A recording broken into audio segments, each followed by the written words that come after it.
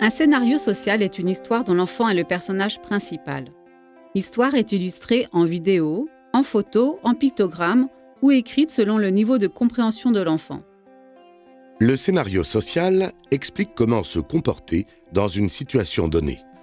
Il illustre les règles sociales, les routines attendues ou permet de préparer un événement qui pourrait être stressant. Pour que Sam s'identifie plus facilement, j'écris le scénario avec le pronom personnel « je » ou avec le prénom de mon enfant. Je l'organise en plusieurs parties, la situation, le contexte, puis le comportement attendu, et pour finir, quel est l'intérêt pour l'enfant et son entourage. Par exemple, quand maman dit « Sam », je la regarde, comme ça elle sait que je l'écoute. On essaie de commencer par une situation que l'enfant maîtrise déjà pour l'aider à comprendre et s'y intéresser. Il est important d'écrire le comportement attendu et non celui à éviter pour faciliter la compréhension de ce qui est souhaité.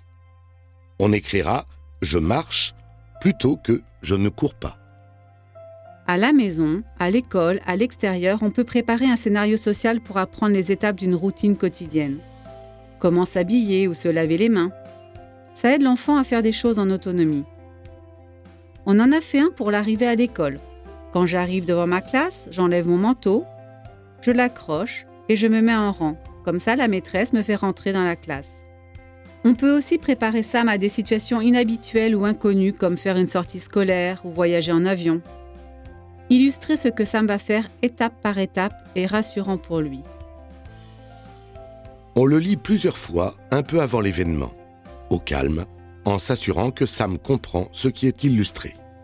Faire un scénario social permet d'expliquer comment se comporter dans une situation particulière, comprendre les règles sociales attendues, les routines ou les situations exceptionnelles. Il est essentiel de préparer un visuel compréhensible par l'enfant et le rendre attrayant. On va utiliser le pronom personnel « je » ou le prénom de l'enfant pour qu'il s'identifie plus facilement.